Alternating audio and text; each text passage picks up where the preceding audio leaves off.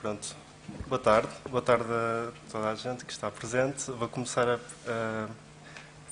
cumprimentar a mesa. Boa tarde ao excelentíssimo bastonário da Ordem dos Médicos, professor Dr. José Manuel Silva, o excelentíssimo presidente da secção regional do Norte, o professor Dr. Miguel Guimarães, à minha direita,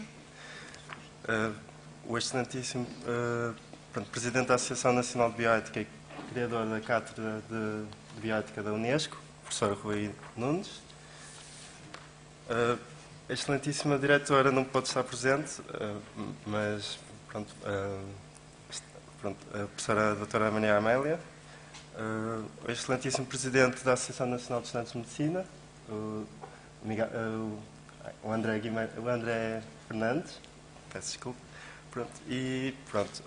Agradeço a presença de toda a gente que está cá e caros colegas, caros convidados, obrigado por estarem cá nesta sessão que presido com todo o prazer como coordenador nacional do Departamento de Direitos Humanos e Paz da ANEM, recém-eleito há cerca de um mês, e esta é a sessão de revisão do Código de Ética para estudantes de Medicina da ANEM.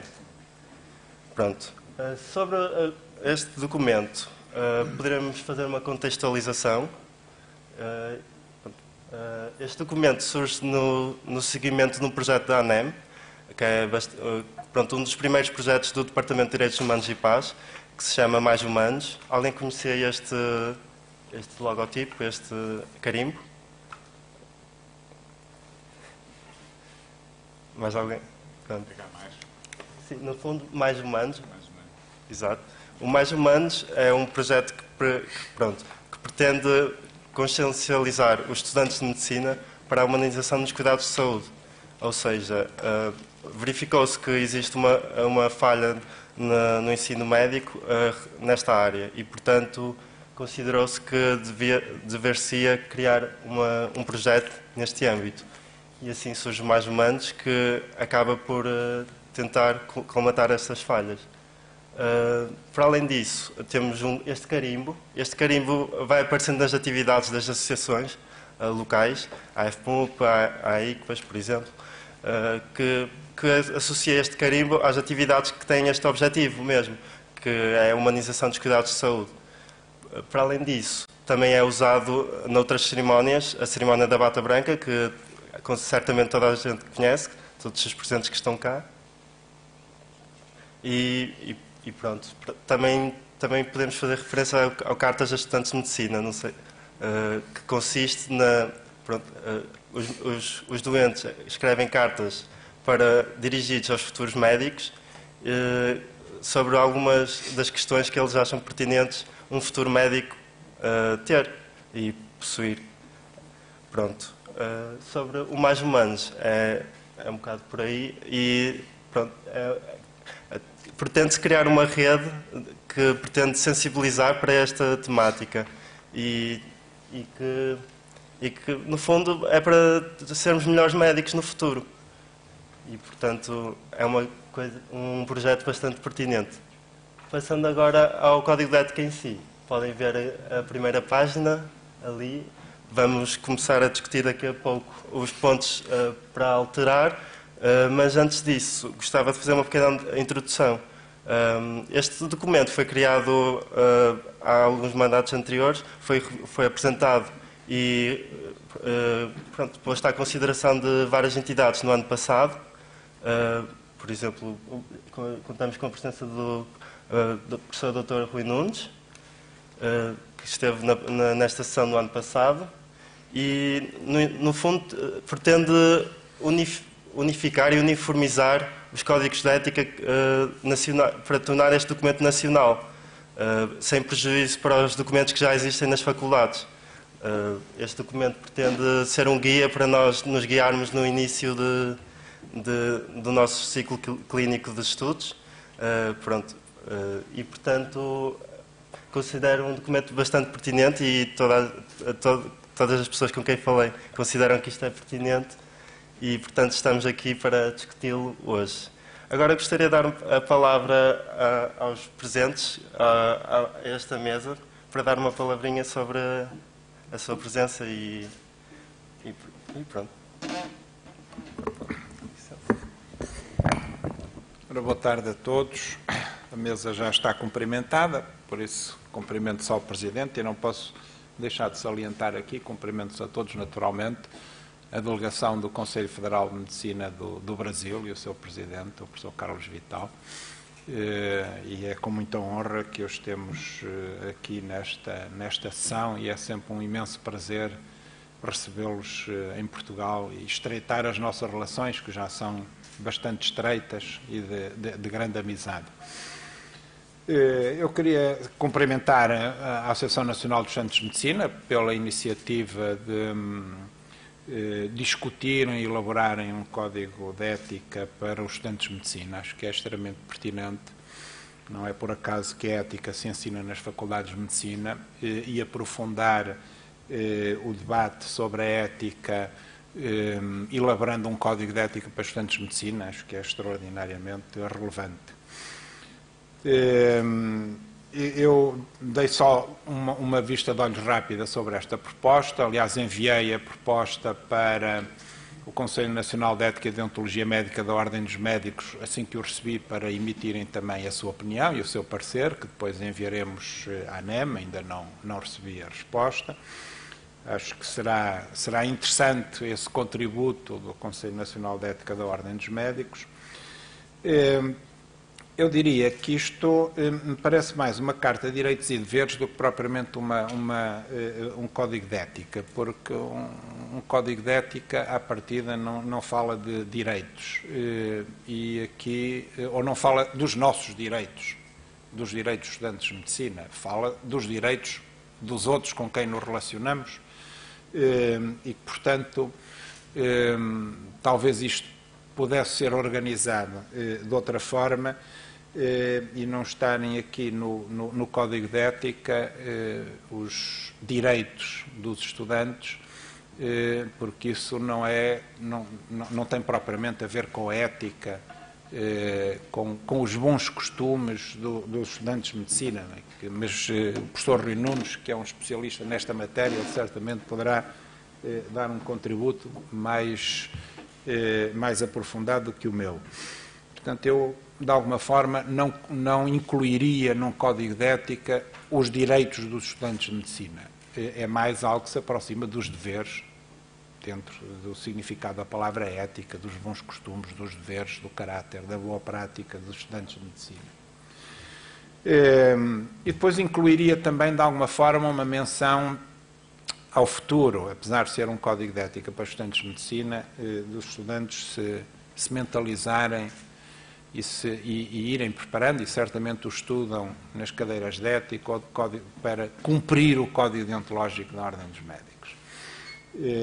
E isso é algo que nós devemos ter a consciência que o cumprimento do código deontológico é absolutamente essencial. Ele baliza todos os nossos deveres como médico, toda a nossa prática médica, e que quando alguns de nós o incumprem, é a imagem de toda a classe que é afetada. Hoje nós estamos a discutir o cumprimento dos horários por parte dos médicos. Eu espero que vocês um dia cumpram os horários. Vocês que aqui estão cumprem, os outros que não estão aqui não sei, mas cumprirão certamente os vossos horários. Aliás, nós recebemos na Ordem dos Médicos, por vezes, comunicações da parte dos doentes relativamente ao incumprimento dos horários de alguns médicos e essas participações que recebemos enviamos para a IGAS e certamente são parte ou são alguns dos processos que estão atualmente a ser investigados e naturalmente que quando depois terminada essa investigação se vier a verificar que efetivamente alguns médicos não cumprem os seus horários, também nós os penalizaremos por violação do Código Deontológico da Ordem dos Médicos e portanto terão a sanção disciplinar competente. Portanto, os estudantes de medicina devem começar a mentalizar-se não só para os direitos e deveres enquanto estudantes, mas para os deveres enquanto futuros médicos. Ser incluídos no capítulo 3, que é a relação do estudante de medicina com o doente, porque o estudante de medicina tem de cumprir e respeitar todos os direitos dos doentes e, portanto, isso está incluído no relacionamento do estudante de medicina com os doentes. Depois tem uma série de princípios, eu vi agora aqui o parecer da Comissão de Ética da Faculdade de Medicina do Porto, que traz também algumas chegas interessantes. Eu acrescentaria uma coisa que eu acho que é muito importante e que não está aqui consignado, nem está na Carta dos Direitos e Deveres do Doente, que é o doente tem direito à sua identidade. Ou seja, lá por estar doente não deixa de ser uma pessoa com as suas características, prerrogativas, direitos de pessoa, nomeadamente direito ao seu título. Se um engenheiro está doente, não deixa de ser engenheiro por estar doente. Ou seja, nós não o podemos tratar, se o quisermos tratar com respeito, tratar o doente pelo seu título. Como nós um dia gostaríamos, quando estamos doentes, ser tratados pelo nosso título, porque nós continuamos a ser, independente de estarmos doentes ou não, somos a mesma pessoa. Quando estamos doentes, estamos mais frágeis e mais dependentes. É que o doente tem direito à sua identidade, ao seu título e ao seu nome. E nós devemos habituar a esse respeito pelos doentes. O doente já perde um pouco da sua identidade quando está internado. Se nós ainda agravamos essa situação, enfim, não estamos a contribuir certamente para o seu bem-estar. Mas aqui achei interessante, na relação com os colegas e a equipa de profissionais de saúde, tem aqui a última linha, que é devem ser solidários com os colegas, mas não definem o que é solidariedade. Isto é um conceito muito difuso. Por exemplo, devem ser solidários ao ponto de deixarem os colegas copiar, ou quererem copiar pelos colegas, ou isso não é ético. Querer copiar e, portanto, ter uma nota superior àquela para a qual nos prepararmos. Será que copiar é ético? Eu acho que isso merecia uma menção no Código de Ética. As pessoas devem copiar e deixar copiar, ou copiar e deixar copiar é uma violação da ética do estudante. Eu acho que é. Assim como acho que é uma violação da ética e deste dever de solidariedade, fazer-se aquilo que alguns fazem, têm acesso às vezes a apontamentos, a fontes de informação e escondem-nos. E formam-se grupos e escondem informação uns dos outros, que é para terem mais acesso às vezes até conseguem, que também não é ético, arranjar umas perguntas, assim, uns modelos de exames e depois escondem uns dos outros. O que é que vocês entendem por solidariedade? É irem para os copos todos juntos, ou é ajudarem-se, nomeadamente no estudo, e disponibilizarem uns aos outros e a todos a informação científica de que disponham, os apontamentos que disponham? Acho que vale a pena também discutir esta questão, porque também são questões éticas.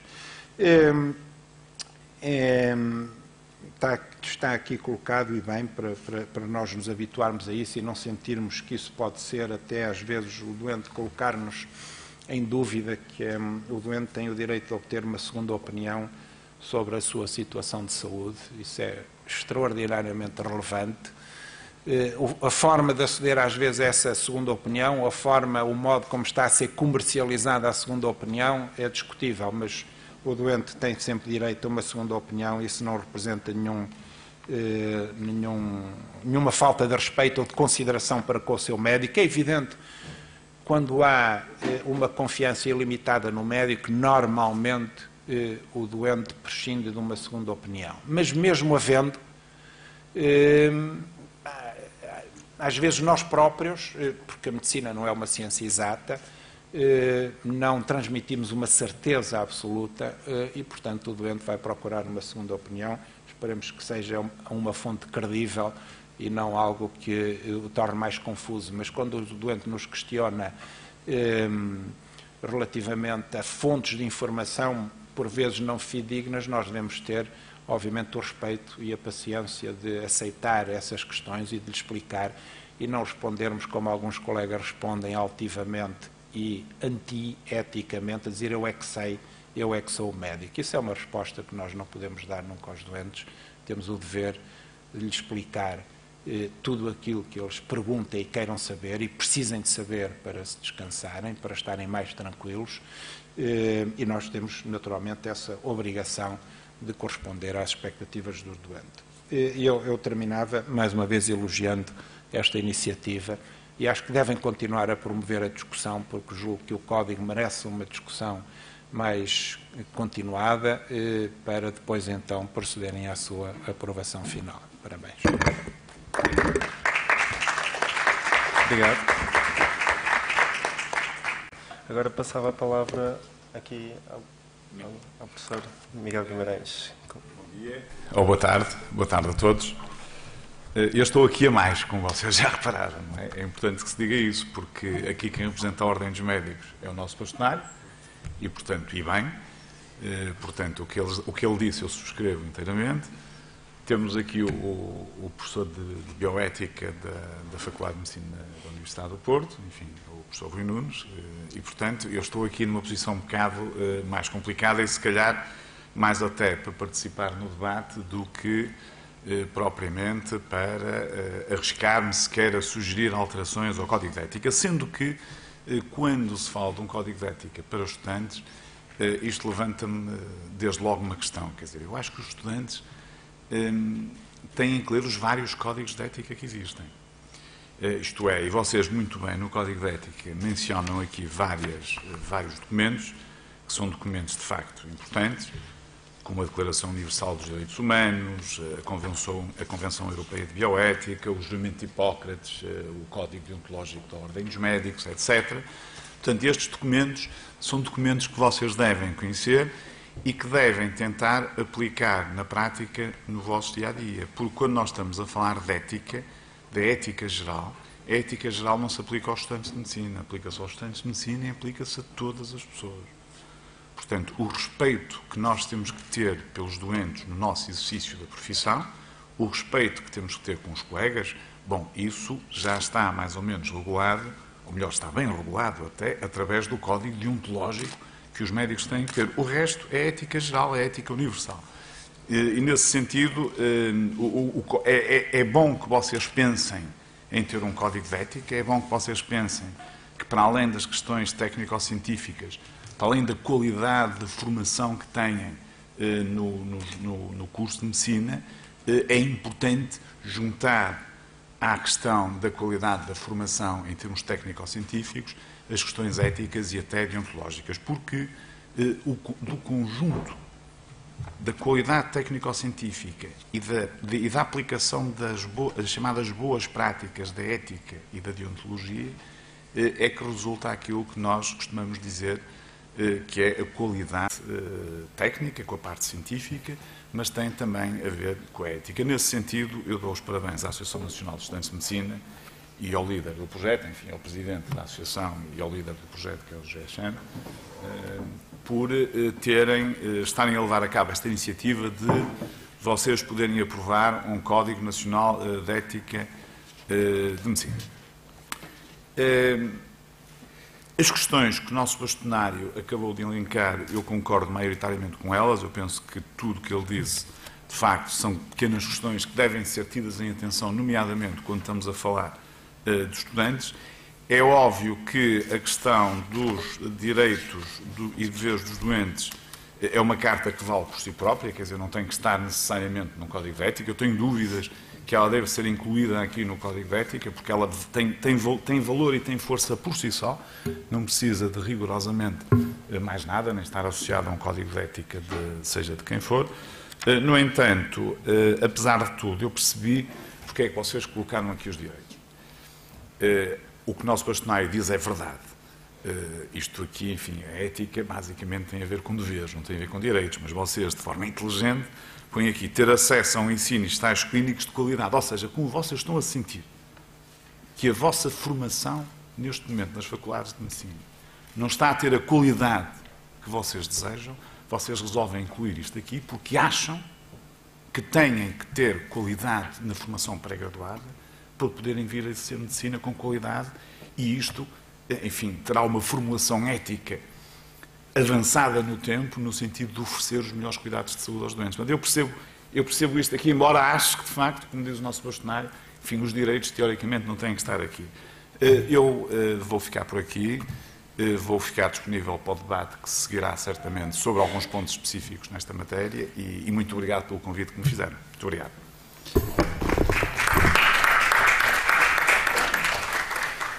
Passo agora a palavra ao professor Rui Nunes.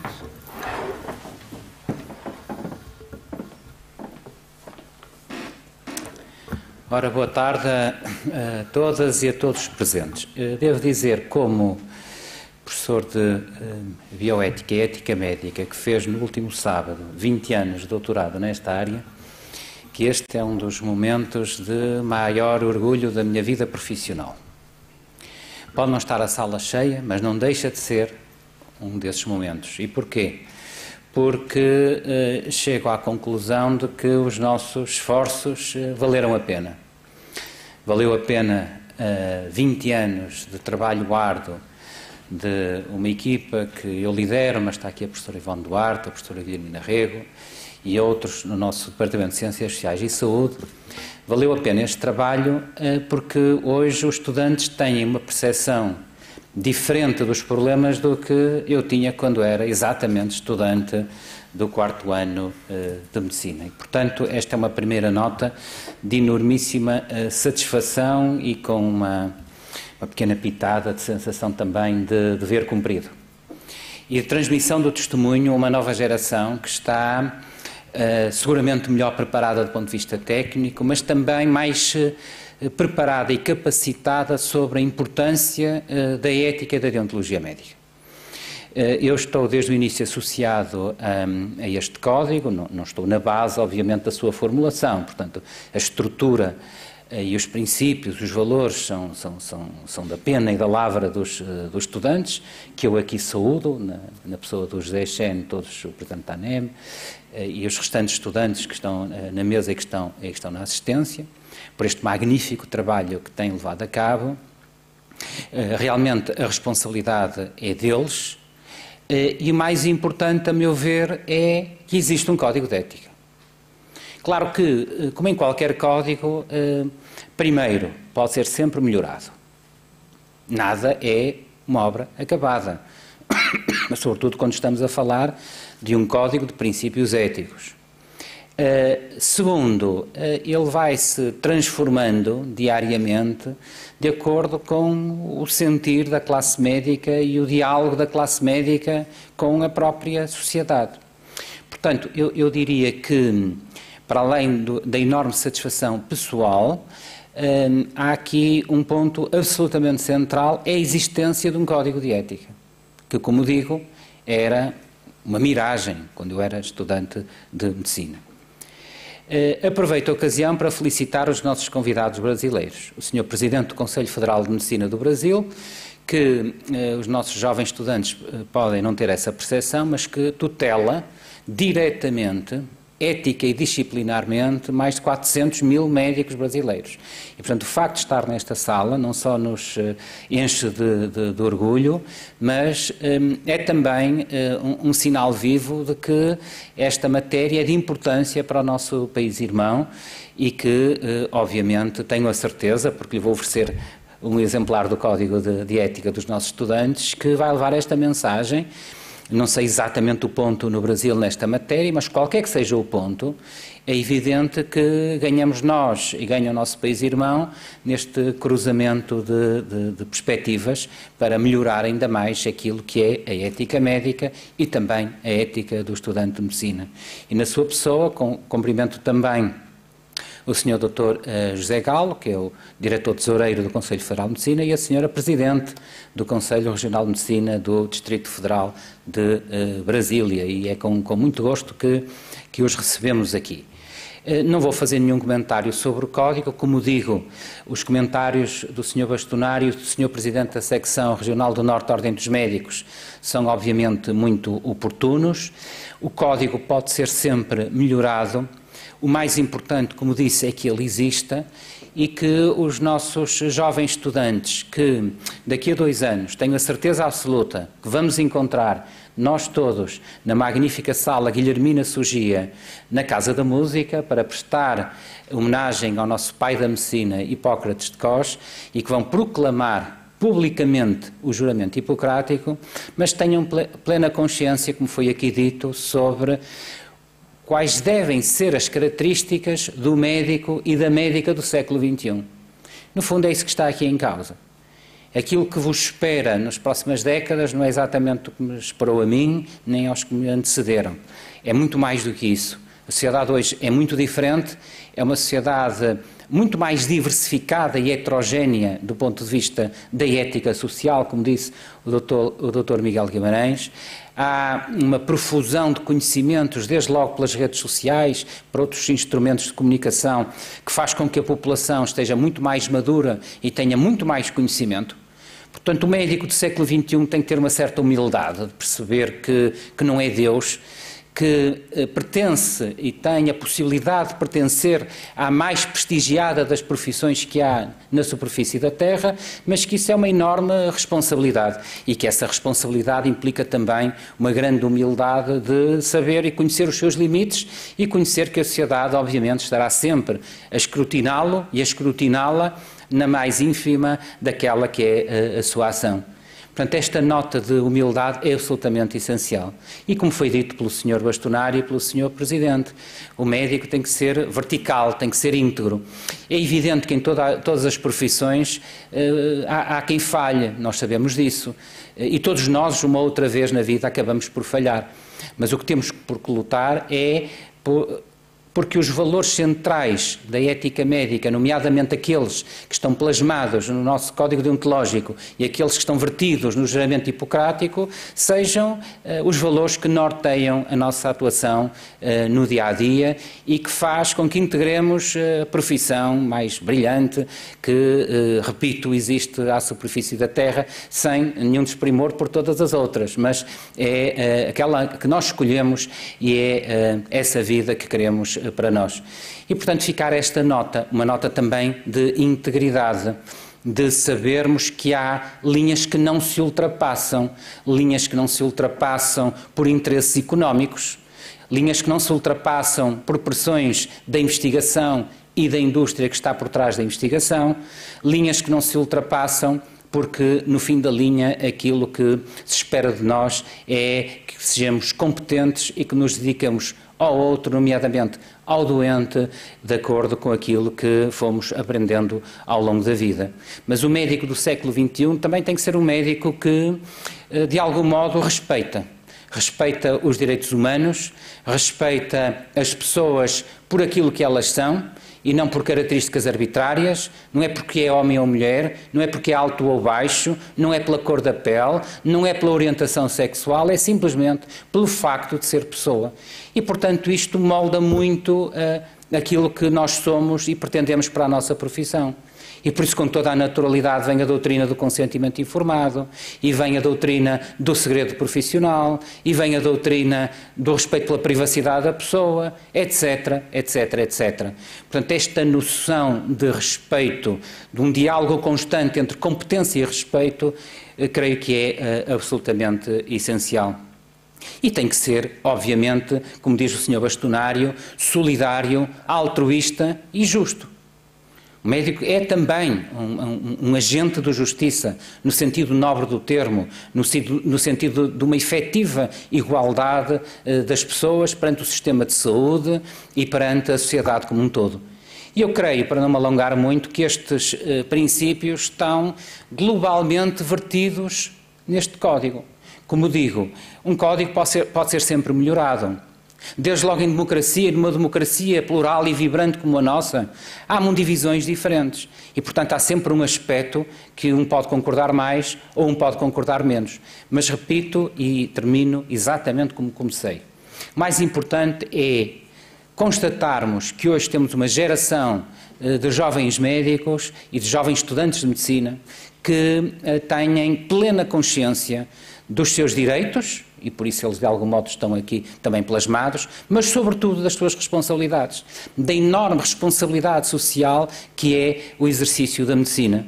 O exercício da medicina não é apenas o exercício de mais uma profissão, é o exercício de uma profissão que lida com as pessoas e com aquilo que elas têm também de mais nobre, que é a sua natureza, que é a sua dignidade e que são os direitos humanos que estão por trás dessa mesma dignidade.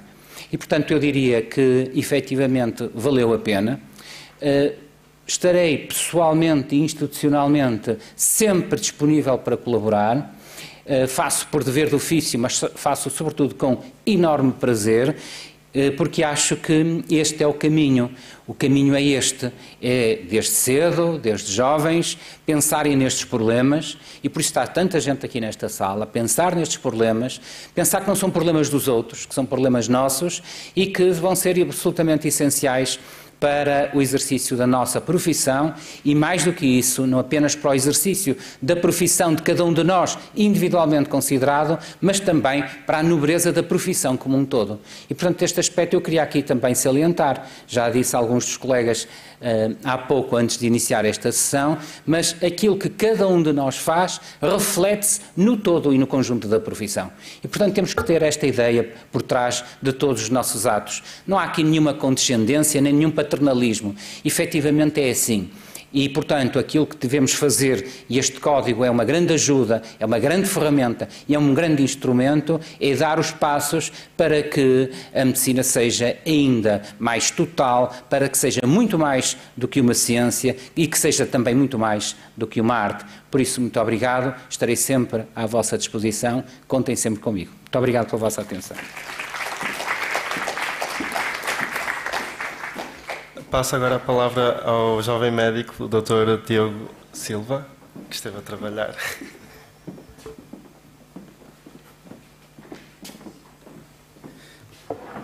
Muito boa tarde a todos. Antes de mais, gostava de começar por pedir desculpa pelo meu atraso, que deveu só dever ético de só sair do trabalho quando ele tivesse concluído.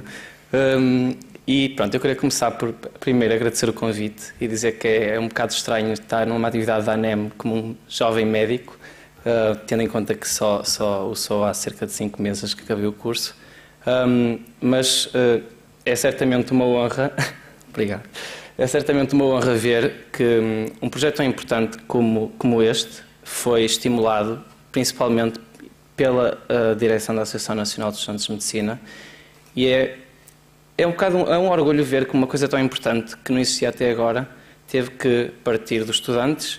É algo que é certamente para eles e também para os doentes que depois vão ter que lidar com eles, mas é importantíssimo ver que isto partiu dos estudantes, não das escolas médicas, não da ordem dos médicos, porque também aqui já tem um papel mais para os médicos e não os estudantes, mas sim dos estudantes. Isso é importantíssimo e que apesar da sala não estar cheia, está aqui bastante gente, estará certamente mais gente online a seguir esta sessão. E, portanto, a primeira parte de qualquer discurso nesta cerimónia tem que ser dar os parabéns aos estudantes pela vontade de tornar a sua tarefa no dia-a-dia um bocado mais ética e garantir que não ultrapassam os seus limites. Isto também está patente, apesar dos direitos estarem no Código, só tem 2 direitos e tem 9 deveres e muitas limitações e, portanto, também mostra a importância que nós damos às limitações que temos e à responsabilidade que sabemos que temos. No entanto, como qualquer ideia, apesar da ideia ser muito difícil de ter, normalmente é muito mais difícil implementá-la. E este código já foi discutido ano passado, está a ser agora melhorado e poderá ser sempre melhorado, como já foi dito. Mas agora o mais importante é garantir que este código chegue aos estudantes, chegue a todos os estudantes a nível do país e que, além de chegar aos estudantes, que depois é implementado na prática. E provavelmente esta é a parte mais difícil. A parte mais difícil é aquela em que precisamos das escolas. Infelizmente a professora Amélia não pode estar cá presente como seria suposto. E também conhecendo-a e conhecendo aqui a faculdade, sei que isto certamente será facilmente acolhido. O que temos que garantir é que isto é acolhido por todas as escolas médicas, porque os direitos e deveres dos estudantes da FMUP são exatamente iguais aos direitos de qualquer outra escola médica e, portanto, só temos que garantir que temos o apoio das escolas para isto, porque também faz parte das responsabilidades delas garantir que os estudantes sabem os seus direitos e deveres. Por fim, e porque também acho que aqui há gente bem mais preparada para comentar a parte de ética, o que eu queria salientar aqui é um bocado mais a experiência como estudante, e a verdade é que o que sentimos no dia-a-dia é que os estudantes têm muita noção das suas limitações E se há coisa que os estudantes têm têm medo de fazer alguma asneira, de ir demasiado longe no que falam com o doente, saber se podem escrever aquilo ou não, se dizer esta informação ao médico pode levar ao que o médico não dê tanta importância a um determinado pormenor. Mas muitas vezes o que falha é a atenção do tutor para aquilo que o estudante pode ou não fazer. E se é importante os estudantes terem acesso a este código de ética, eu acho bastante mais importante os tutores também terem acesso, e normalmente esta parte da equação é esquecida. E sem termos tutores informados de quais são os direitos e deveres dos estudantes, não vamos ter ninguém também para os monitorizar e apoiar no que é o dia-a-dia deles na clínica. E, portanto, é uma recomendação que também deixo, que é importante os médicos que têm a responsabilidade de acompanhar estudantes, que também deem importância a isto, e que isto também seja partilhado nas escolas médicas, pela ordem dos médicos, em todas as oportunidades em que isso seja possível. E, portanto, deixo o meu agradecimento outra vez pelo convite para estar cá presente e, principalmente, realço mais uma vez a importância disto, que se nota facilmente pela mesa que temos aqui constituída, e desejo a maior sorte para a implementação deste projeto e agora para a discussão que segue. Muito obrigado.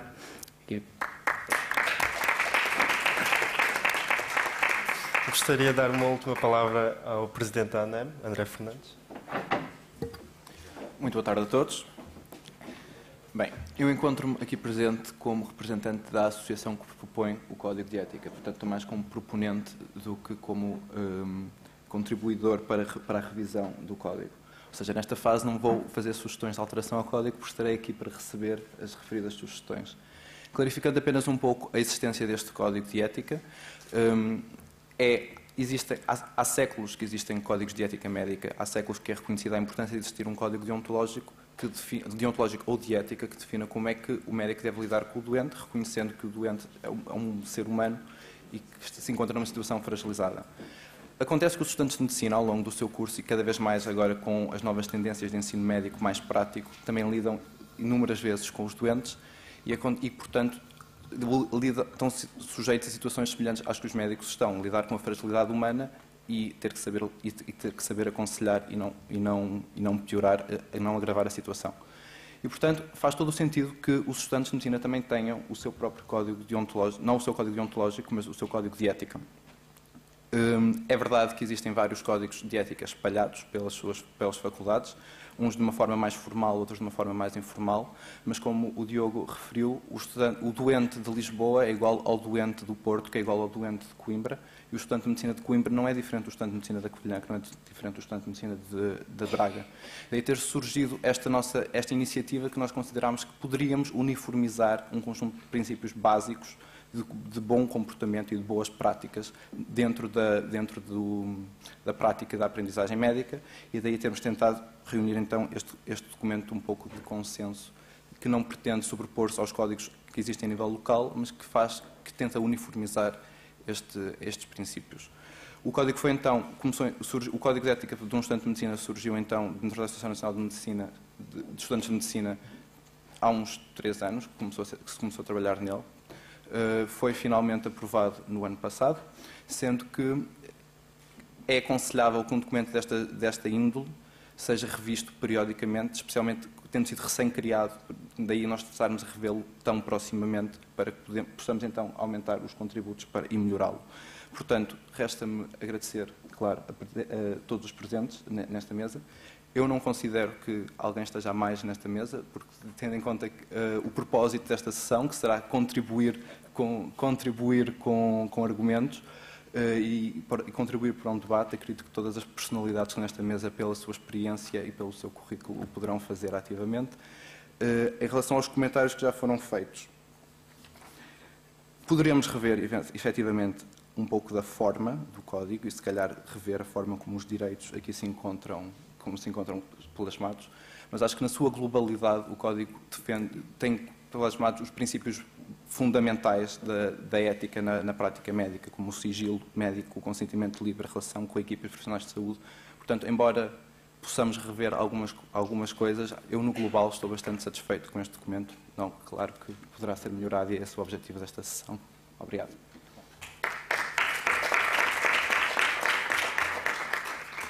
Passamos agora então à revisão do Código de Ética, com algumas sugestões que nos foram levantadas ao longo do ano transato.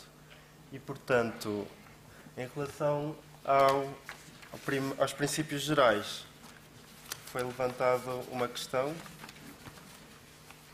que está plasmada aqui no projetor, que refere que seria mais adequada a alteração da expressão o contacto na prática para a expressão relacionamento na prática.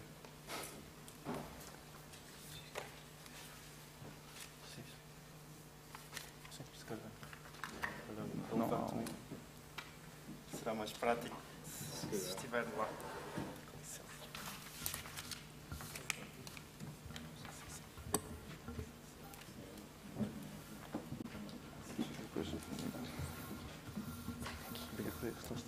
Portanto, nos princípios gerais, então, há uma proposta de alteração que, pronto, no primeiro parágrafo, logo, o estudante deve reconhecer o privilégio e responsabilidade inerentes ao curso de medicina e, mais especificamente, ao contacto na prática clínica com os doentes. Aqui a palavra contacto foi pedida para ser alterada para relacionamento. Gostava de pôr esta questão aos convidados e aos estudantes, caso pretendam.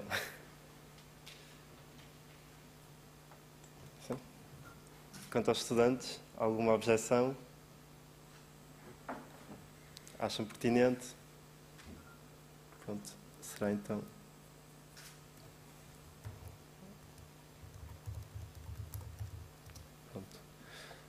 Para além disso,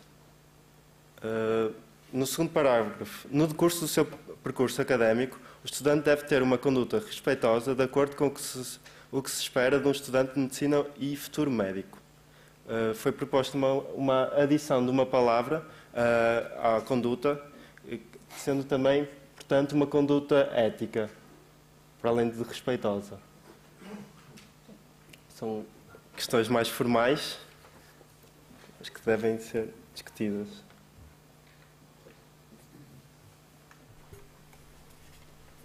Não, estava a preparar-me para a próxima. Certo. Alguma objeção em relação a este ponto? Não. Pronto. A próxima... Uma conduta respeitosa baseada em princípios de ética, não? Pronto. Mas também pode ser conduta ética. Não vejo que haja bem mal ao mundo. Pronto. Ética alarga um bocadinho. O respeito é um dos principais valores da ética. Alarga Nem mais. sei se não tem mais força que a própria ética. É uma das coisas que mais faltam na nossa sociedade. É respeito, não é verdade? Pronto. Se todos nos respeitarmos, as coisas Eu concordo com o Dr. Miguel Guimarães. Eu gostava desta formulação. Reconheço que ética pode ser mais alargada. Pronto. Eu creio que a proposta é ética e respeitosa. Não é, Eu creio que alterar uma por outra. não, Foi sugerido adicionar. Segundo o parecer... O parecer não está claro. Certo. No segundo parágrafo, dever-se-ia relevar uma conduta ética e não apenas uma conduta respeitosa. Esta mais condicente com um plano de cidadania do que com um plano ético a que o Código se referencia. Esta é a redação original da proposta.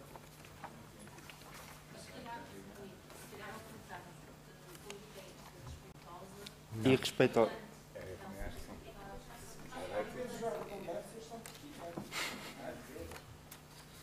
Eu acho que vocês pensavam e escolhiam uma das duas. Já viram que o painel divide-se. Sim, isto foi uma proposta dada pela Comissão de Ética cá do Hospital de São João e da Faculdade de Medicina, pronto. já vi. Portanto, gostava que dessem a vossa opinião sobre esta questão. Não era relevante. Podes avançar. Posso avançar? Escolhem como diz o professor. Pronto. Então vou pôr aqui um comentário. Ah, não. Escolha. Depois, na redação final, haveremos de colocar o que achamos mais pertinente. Então, no terceiro parágrafo foi sugerida a alteração porque remete para uma visão e um compromisso a uma ética principialista, redutora de uma visão alargada que, portanto, não devem ficar reféns desta visão de Beauchamp e Chartres. Talvez se pusesse a colocar antes integridade, depois os outros a seguir, acho que já cobria mais ou menos tudo. Ou então tirar os princípios e pôr só valores éticos universais.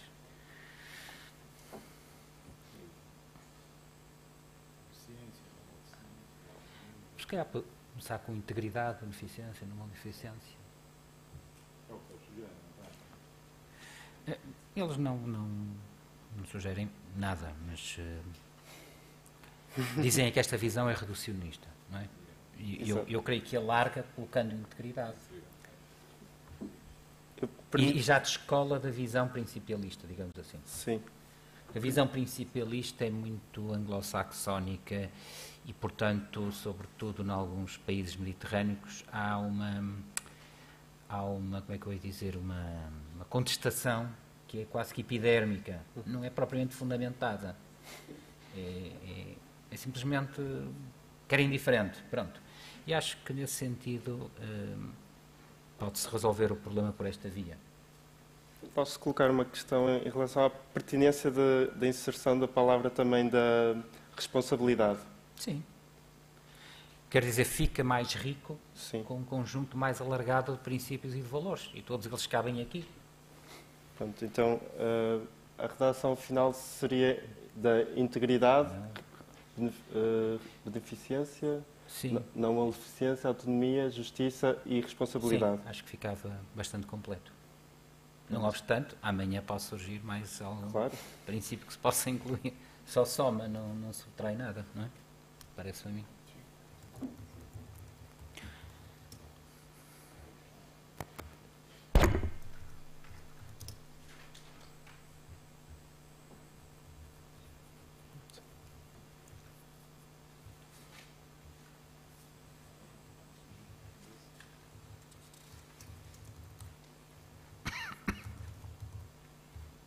Pronto, passando ao tópico seguinte. Falamos agora dos direitos, deveres e limitações do estudante de medicina. Foi abordado pelo excelentíssimo bastonário da pertinência deste ponto. Eu gostava de pôr à consideração dos participantes. Pronto, os direitos. Gostaria que fosse comentada e acendesse uma discussão mais acesa, no fundo. Peço desculpa pelo pleonasmo, mas... Sim, se me permite. Eu reconheço que, se formos genuínos na apreciação do que é um código de ética, se calhar a expressão direitos não encaixa bem, mas pode-se tirar a expressão direitos e pô-los de uma forma diferente, ou seja, um direito do estudante que é essencial para a sua própria formação e para a sua própria capacitação, e não propriamente um direito mais no plano reivindicativo ou de outra forma. Eu creio que isto é perfeitamente compaginável, não é? Porque também eu reconheço que há determinados direitos que são valores éticos, não é? E que têm a ver com os direitos dos doentes também. Por exemplo, aliás, nós vimos isso no Congresso Nacional de Bioética no último sábado de manhã na Ordem dos Médicos. O estudante tem o direito a ter uma aula prática de medicina sem ter 10 colegas ao lado a observar o mesmo doente, fazer o mesmo exame físico ao doente. Mas é, se calhar, muito mais pelo paciente do que por ele próprio. Portanto, é uma questão de darmos uma roupagem diferente para conseguir o mesmo objetivo e já vamos de acordo àquilo que é a consideração do Sr. Bastonário e que me parece e que me parece que faz sentido se formos muito precisos e preciosos do ponto de vista técnico.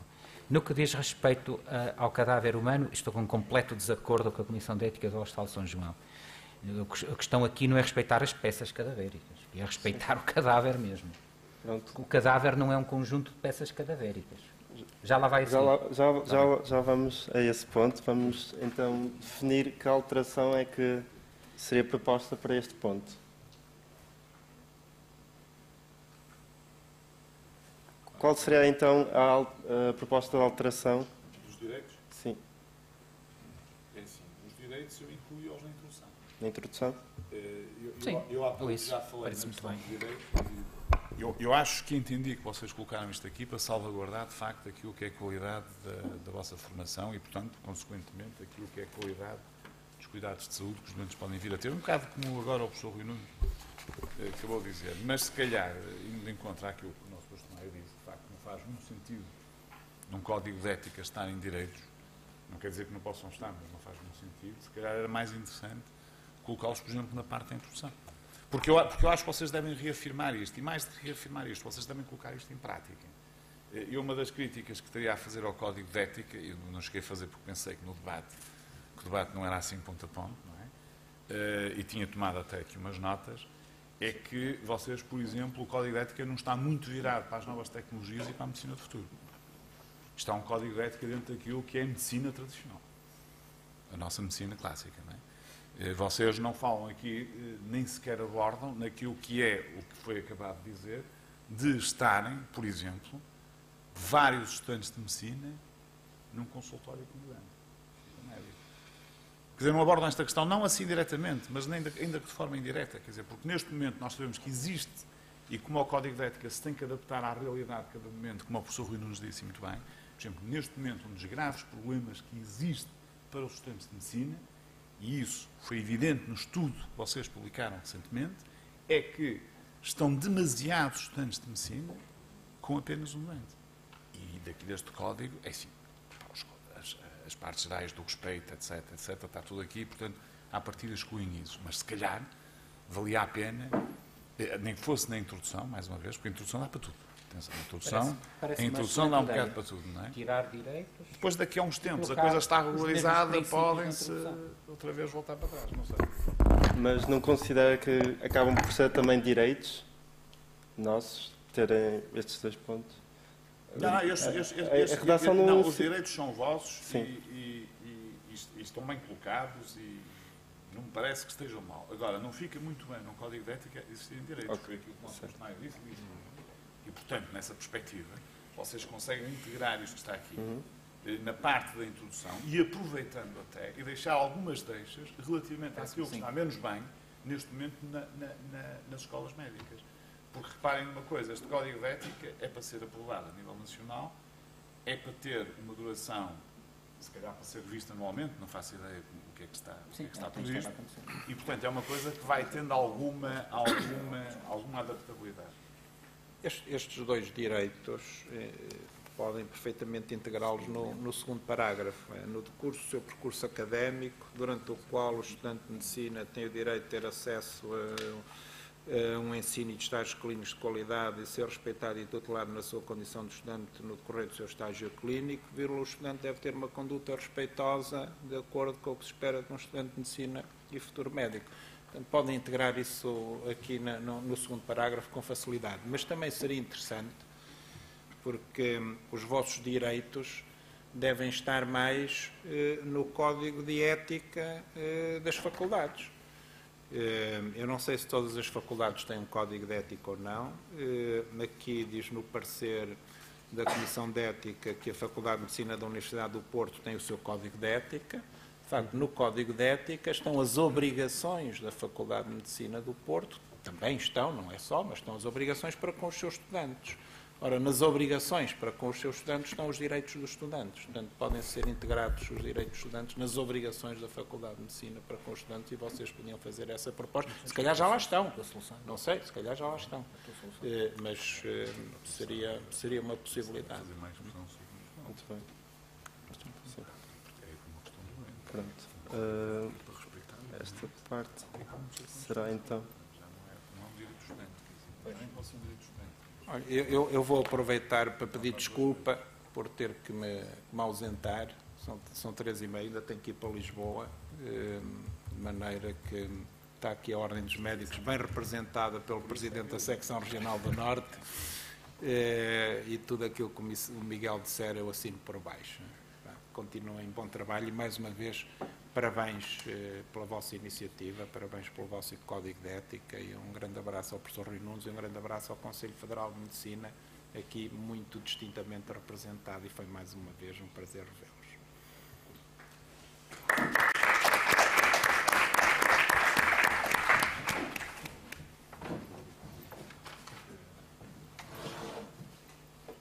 Pronto, agora iremos então prosseguir para o próximo ponto. Foi sugerido adicionar nos deveres um ponto sobre os deveres gerais de qualquer estudante universitário e também a adição de um ponto sobre os processos de fraude em estudantes universitários, como já foi referido nesta sessão. Gostava de pôr esta questão à consignação dos presentes.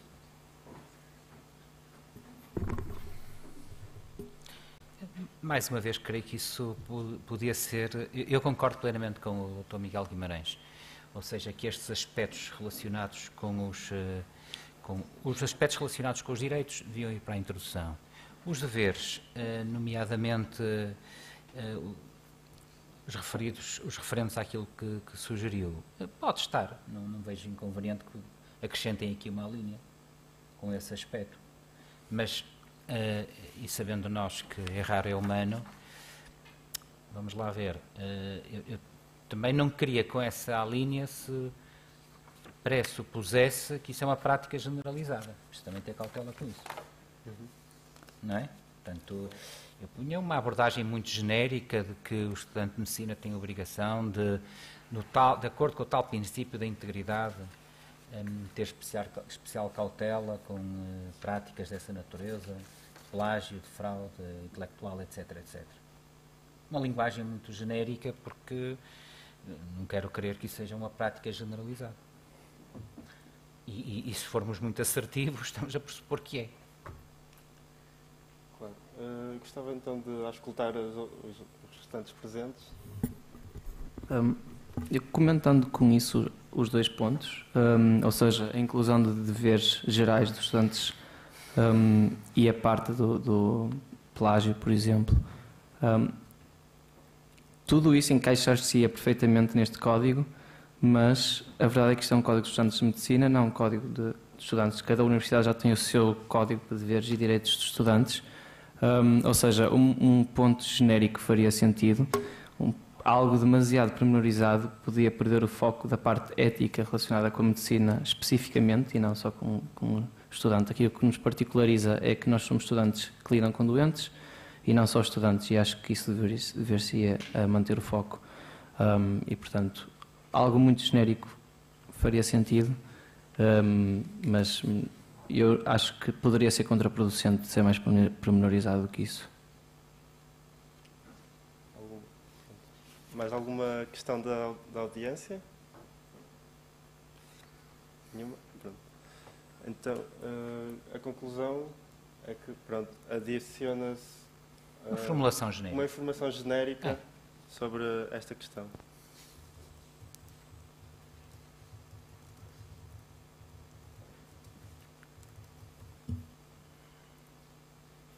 Pronto. Em relação ao ponto 5, foi levantada a questão de que o respeitar o doente no exercício da sua autonomia, por parte do estudante de medicina, não se adequa à dinâmica intrínseca do relacionamento que o estudante estabelece com um doente, mas que seria específico de um profissional de saúde. Eu discordo completamente. Eu também. Está muito bem. Eu também. É, aliás, uma das principais, e, portanto, acho que retirá-la empobrecia o código. Acho que até ir contra os princípios gerais, porque falámos de autonomia e, portanto, não faria qualquer sentido retirar este ponto. O estudante tem alguma palavra a dizer? Prosseguiremos, então, mantendo este ponto. O ponto 9 também foi posto aqui em discussão, respeitar as peças cadavéricas como entidade humana que foram, valorizando a sua disponibilização para o ensino. Foi sugerido substituir por o cadáver humano.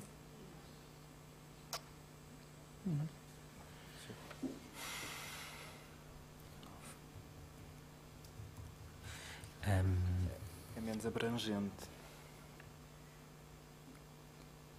Talvez os dois. O cadáver humano e Estamos a falar de coisas diferentes. Pois. Estamos a falar de coisas diferentes. Uma peça cadavérica, era o que eu ia começar há pouco, mas depois percebi que não era para discutir em bloco. Uma peça cadavérica é aquilo com o qual lidamos, por exemplo, num teatro anatómico. Um cadáver humano é mais, é totalidade, digamos assim. É, por exemplo, o modo como se faz a higiene do cadáver numa autópsia. Estamos a falar de dimensões diferentes. Portanto, se calhar se encontrássemos aqui uma redação que incluísse as duas coisas, eu acho que era pode parecer exagerado, mas acho que é mais completo. Uma dúvida da minha parte. Ao falarmos em peças cadavéricas, não poderá estar incluído no termo mais genérico de cadáver humano e por aí? É o que eu digo, parecem conceitos diferentes. Okay. Um não inclui totalmente o outro. Ok. O que é que os estudantes têm a dizer sobre isto?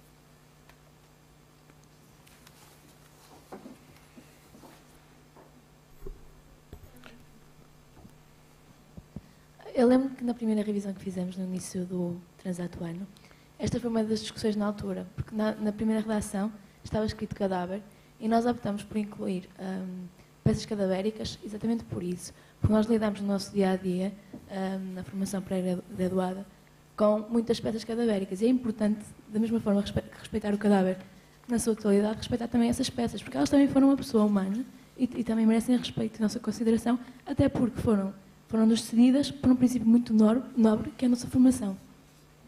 Portanto, eu acho importante que se mantenham as peças cadavéricas. Agora, também compreendo que pode ter um significado um bocadinho diferente do que é o cadáver na sua totalidade e, portanto, se calhar seria importante, como estava a dizer o professor Dr. Rui Nunes, referir as duas para ter a certeza que não fica nenhum excluído.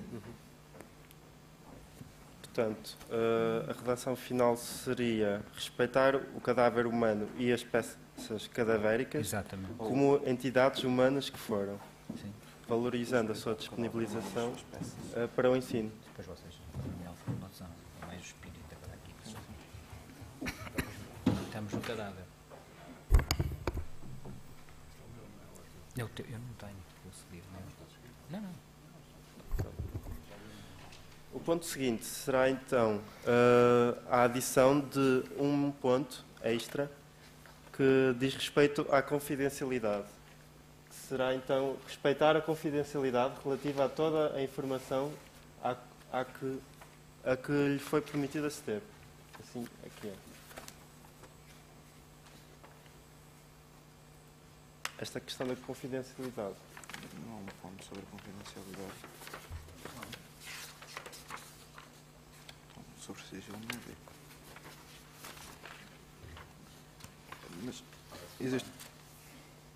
existe o ponto 6 sobre o sigilo médico que diz que o estudante deve respeitar a confidencialidade absoluta da informação dos estudantes. Mas também não há objeção que aqui exista um ponto. Então, para ser tecnicamente mais adequado, seria respeitar o direito à privacidade do doente e o dever de sigilo. E depois remete a fundamentação para o ponto 6, em que apenas aborda o sigilo médico. A expressão genérica, só para dizer que neste elenco de deveres não está nada sobre a confidencialidade. Certo. Claro que quem lê o código todo percebe que ele foi autonomizado precisamente pela superior importância que os estudantes lhe conferem. Mas eu reconheço que quem lê só isto pode ficar com essa sensação.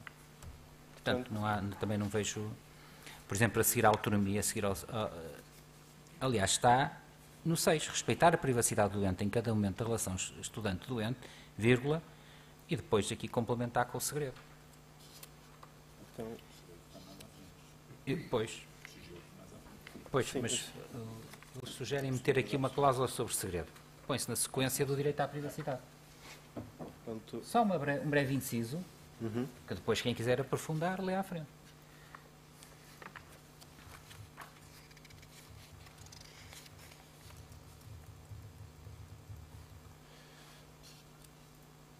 Pronto.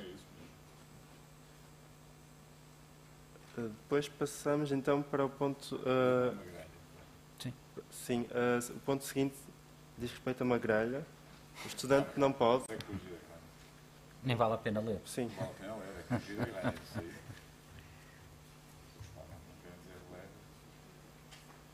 Exato. O ponto seguinte, então, é o ponto 4.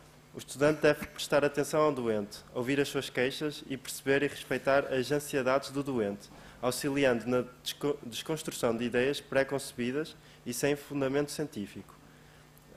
Aqui o comentário que se fez foi que admite uma dinâmica de relacionamento do estudante com o doente que extravasa as suas competências. Qual é a opinião da Eu mesa? acho que deve ficar este ponto. Porque vamos lá ver, porque é que um doente acede a participar numa aula? Ele acede porque tem consciência, A, tem essa responsabilidade, B, porque acha que poderá ter mais atenção. Se calhar não é um melhor cuidado de saúde, porque esse vai ser pelo médico, mas mais atenção. E, portanto, e perde-se esta atenção quando, em vez de estarem 2 ou 3 estudantes, estão 10. Não é? Portanto, não creio que esteja a mais, quer dizer, em situações, não digo que seja o dia-a-dia, mas eu acho que o estudante deve prestar atenção ao doente, ouvir as suas queixas, perceber e respeitar as ansiedades do doente. Quem deu aulas práticas, clínicas, como eu dei, e o Dr. Miguel Guimarães, sabe que isto é absolutamente essencial. Aliás, é por isso que eles querem participar na aula, é para serem ouvidos. Sim. Temos ali uma questão de uma colega nossa. Obrigada. Eu também considero que seja muito importante, não só por essa circunstância, mas também existe a circunstância da recolha das histórias clínicas, em que estamos só nós com o doente, temos a nossa hora para estar com ele ou com outro colega, no máximo 3, aí vamos estar a fazer a recolha dessa informação e muitas vezes o doente, que já aconteceu comigo, aproveita para falar de alguns assuntos que não tem coragem de falar com o próprio médico, porque pode achar que são menos pertinentes, que são informações até pequenas, e acho que nós já temos alguma competência para falar sobre uma dieta, sobre alimentar, não é? Para falar sobre coisas que são minoritárias, que o doente acaba por não falar com o médico, porque é tudo mais rápido. E podemos fazer algum aconselhamento de prevenção, etc. E é claro que temos de entender, e será fácil, os limites daquilo que podemos passar. Obrigado.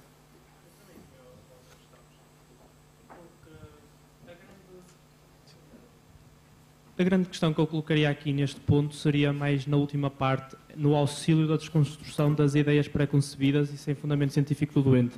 Porque eu penso que isto pode entrar um bocadinho em contradição com as limitações que nós temos em termos da cedência da informação sobre a condição clínica do doente, diagnóstico e prognóstico. Porque caso um doente tenha uma ideia, uma crença sobre a sua própria condição clínica, nós devemos respeitá-la, mas se calhar desconstruir essa ideia implicaria dar alguma informação sobre o diagnóstico e a condição clínica daquele doente, que é uma limitação que nós temos. Portanto, eu acho que aqui cria um bocadinho um beco sem saída para o estudante nessas circunstâncias. Acho que tem que imperar o bom senso, não é? E o estudante saber o que é ouvir do que é depois interferir no... A alternativa é não estar esta formulação aqui, mas acho que o código fica mais pobre.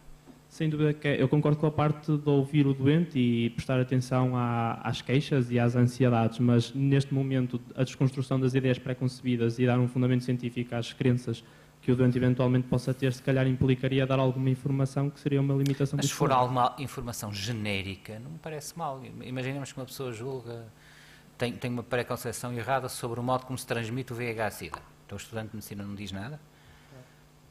Acho que tem a obrigação de dizer. Certo, mas se calhar Tem seria, que haver balizas. se calhar seria bom colocar uma baliza neste ponto em termos Sim, da informação que seria dada pelo estudante. Pode-se pensar nisso. Depois numa formulação coloque balizas. Talvez que não colida com o trabalho que está a ser desenvolvido pelo tutor que nos coloca Claro. como doente. Sim, uma formulação genérica que contemple isto. Parece-me bem. Isso faz parte dos princípios éticos. Sim. Mas está também na forma expressa. Uma das coisas que é discutir. Sim, claro.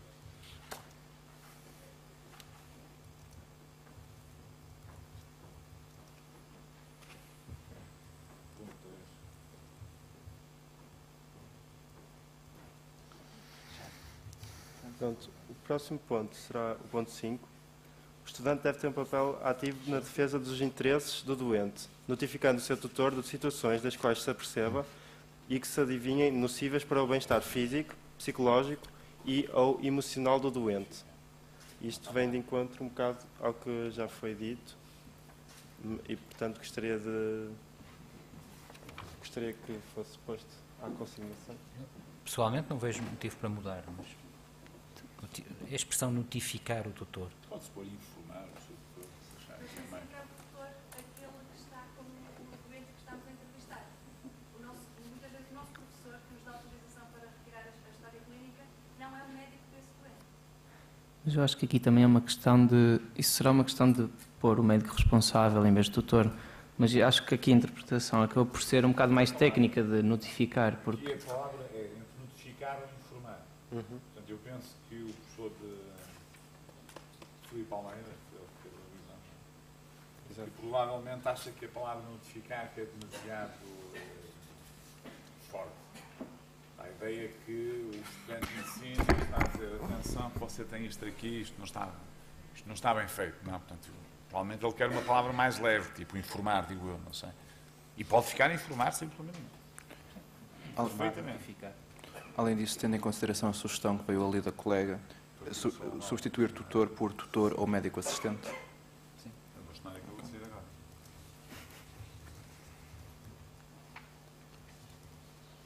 E informando. Pronto. Passando ao ponto seguinte. Diz respeito ao consentimento livre, informado e esclarecido. Quanto a este ponto, foi referido que o título não induz a cronologia adequada dos diferentes passos da dação de consentimento e é desajustado à atividade do estudante de medicina. Portanto, induz erros e sobre as competências do estudante de medicina para pedir consentimento. Mas liga-me a mim. Acham que o estudante de medicina tem competência para pedir consentimento? Depende do que estivermos a falar, porque... Mas e se estivermos a falar de pedir licença para auscultar, por exemplo? Sim, penso que nesse sentido devemos pedir consentimento para poder executar esse ato que nos foi ensinado. Pode-se complementar dentro do limite da sua formação, uma expressão genérica para se perceber que não está a exercer a medicina. É assim, o estudante de medicina só deve e pode pedir consentimento para uma técnica, ou seja o que for, para a qual se sinta corretamente habilitado para o fazer. Não para aprender a fazer. Quer dizer, quem deve pedir o consentimento informado aos doentes devem ser os médicos dos doentes. Isto é... Sim, Isto já está no Código de Ética e Deontologia da Ordem dos A Médicos. formulação parece-me adequada. Portanto, deve, depois de se apresentar e antes de qualquer ato clínico, pedir o consentimento. Sim.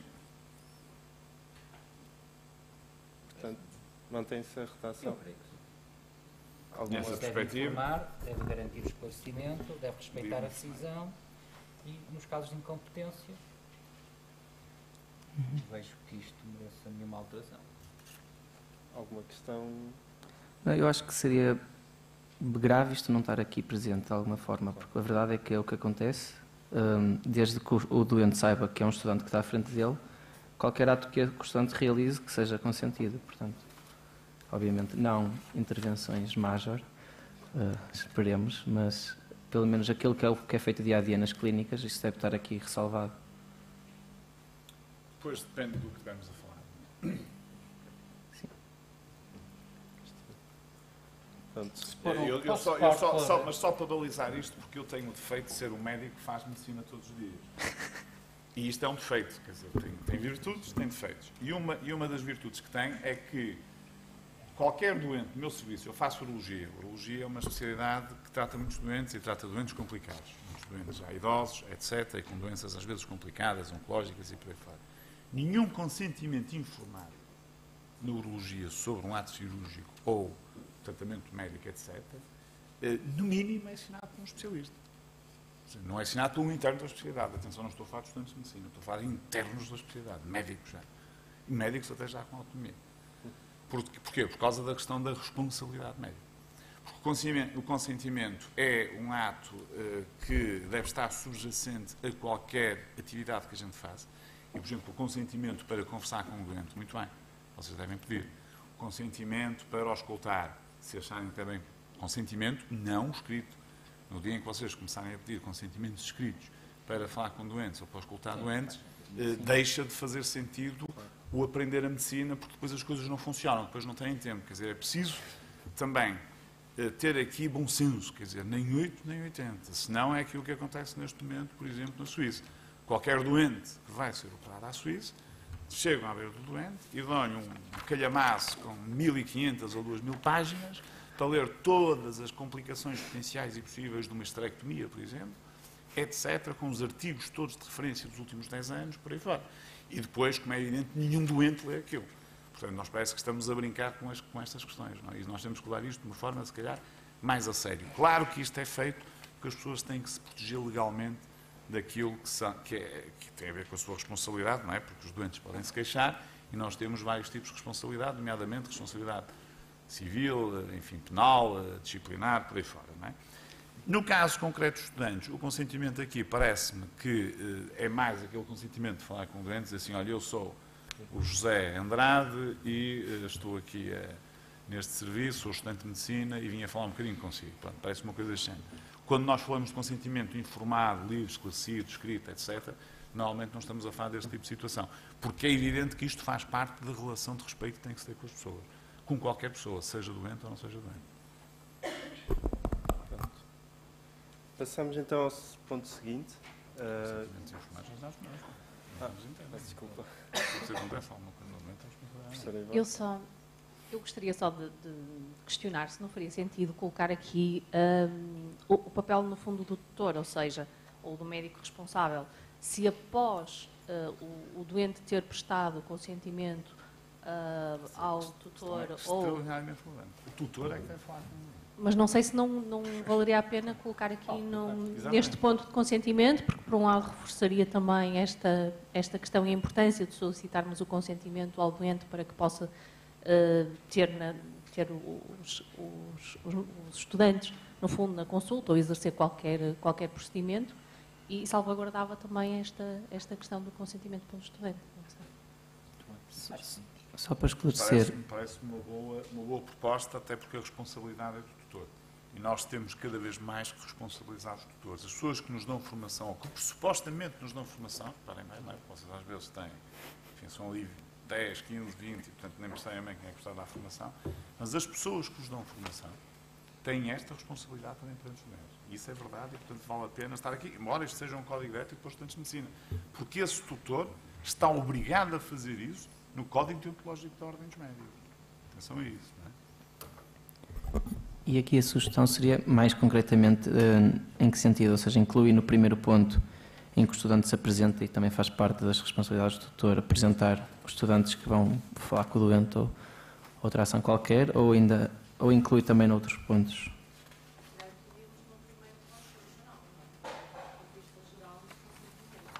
Ok.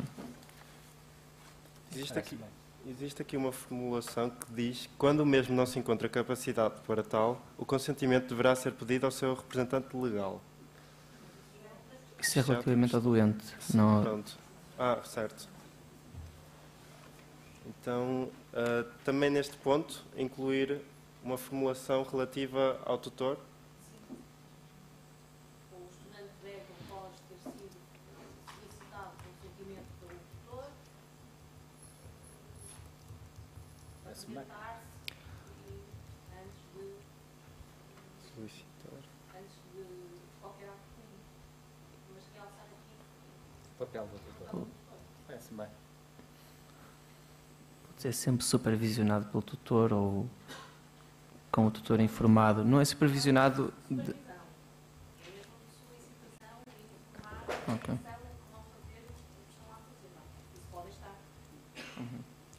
Portanto,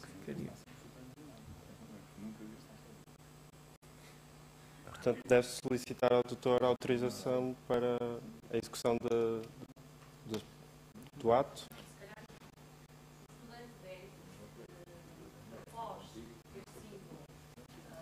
Após obtido o consentimento do tutor, vírgula, tudo o resto.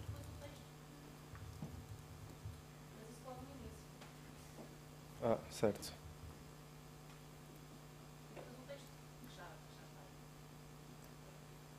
Certo.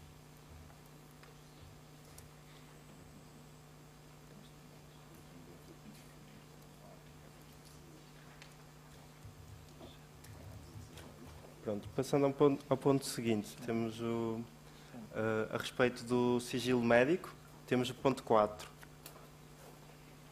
que se encontra aqui, e que diz: em casos excepcionais em que o tutor não presencie ou não se aperceba de determinada situação, o estudante poderá, por dever de consciência, comunicá-las ao seu tutor. Aqui foi referido o conflito poderá versus o dever da consciência. Não me parece que esteja mal a formulação. Eu acho que não interpretaram bem o ponto 4, porque não é em todas as situações. É só nas situações em que o estudante, por dever de consciência, acha que deve. Portanto, não é em todas as situações. É só quando há mesmo um dever de consciência. Não estou a ver como é que possa ser de outra maneira.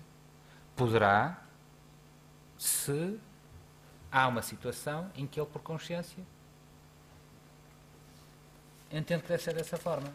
Por isso, poderá. E não é sempre, é só nas situações em que, por juízo de consciência, existe este dever. Portanto, acho que está bem. Penso que foi mais o conflito do poder e o dever. Mas pois, penso que é o questão poder, de português. porque é só quando há um dever de consciência. Claro. Não é? Portanto, Porque se não houver um dever de consciência, então se calhar o estudante não tem essa obrigação. E por isso é só poderá. Não é deverá, em todas as circunstâncias, é poderá quando a sua consciência assim o exige. Ou seja, quando existe um dever de consciência. Parece-me bem. Não é? Não estou a ver que... Alguma objeção? Basicamente, se tiver o deverá, sempre que acontecer alguma coisa excepcional, o estudante terá que o comunicar. Aqui é só quando achar que isso é relevante. Claro. Exato. Pois. Exato. É a referência da carta. Eu penso que é da Direção-Geral da Saúde, não é? Sim. Ou qual é a carta que eu a conheço, é da Direção-Geral da Saúde. Não, mas a carta não está aqui, não está nas referências, é só colocar aqui... Tem que se colocar aqui nas referências. Nas referências. Não, são as referências que utilizamos, certamente. pois, e não está. Exato. Penso que foi um lapso. Sim, adiciona-se. Bem, não está porque ela própria está vertida. É só dizer qual é a fonte. Sim. Direção-Geral da Saúde, tal. É isso. Está feito. Adicionando, portanto, nas reflexões. Está resolvido. Pronto. Estas foram as sugestões de alteração. Penso que pronto, já terminamos. Para além disso, tínhamos mais um documento para apresentar. Pronto, assim. Diz. No 7.2 e no 4.2. Pronto, 7.2 e 4.2. Estão de forma diferente, é só uma questão de formulação. Exato. Aí diz convicções culturais, filosóficas e religiosas, num diz género, idade, contexto social, orientação sexual e filosóficas, e noutro já não tem o género. Quando é relativo a nós, entre colegas, não tem o género, por exemplo. Mais vale pôr tudo igual. Sim, deve haver harmonização. Por exemplo, no No 4.2 4.2. não diz idade, orientação sexual, convicções / ideologias. Não tem o género, por exemplo, e no 3.2 já tem tudo o que O 4.2 esclarece... O 4.2 e o 7.2 deviam estar como o 3.2, para resumir. Sim, sim. E deve estar harmonizado. Só uma questão. Porque esta parte foi mesmo transcrita da carta, que é a carta oficial da DGS.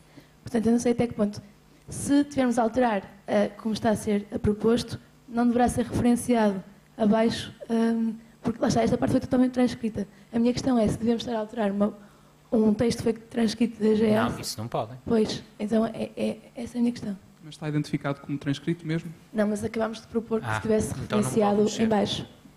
Eu não me tinha percebido disto. Podemos é colocar umas aspas não estava para a ver garantir... diretamente e, portanto, não me apercebi. Porque não mas faz a colega sentido. tem razão.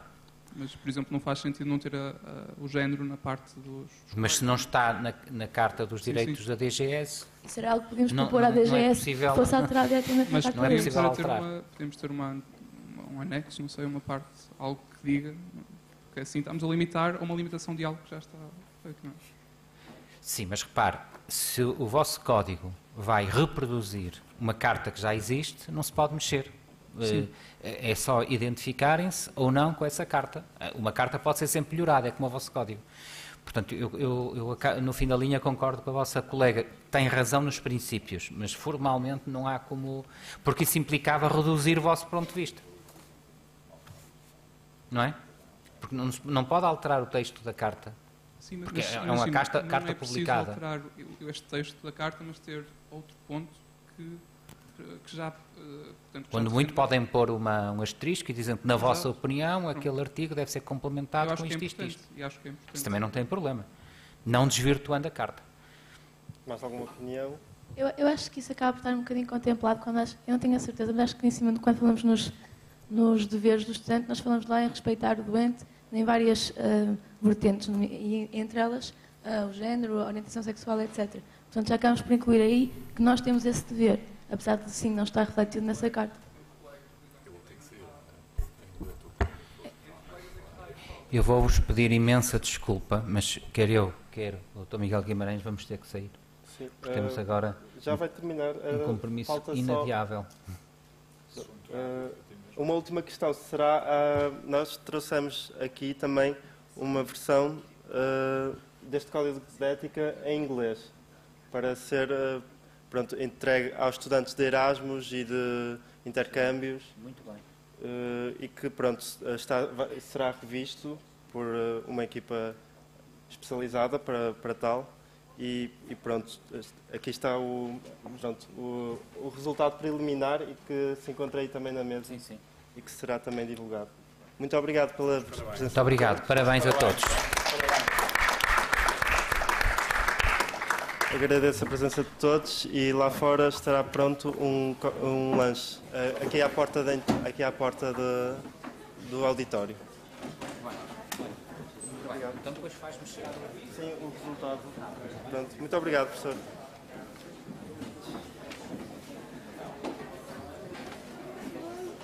No início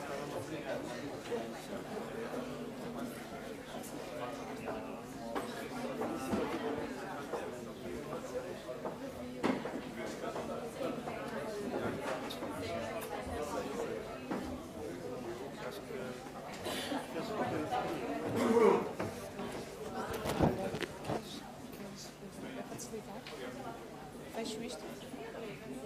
Não queres terminar a sessão amanhã? Aqui? Se calhar?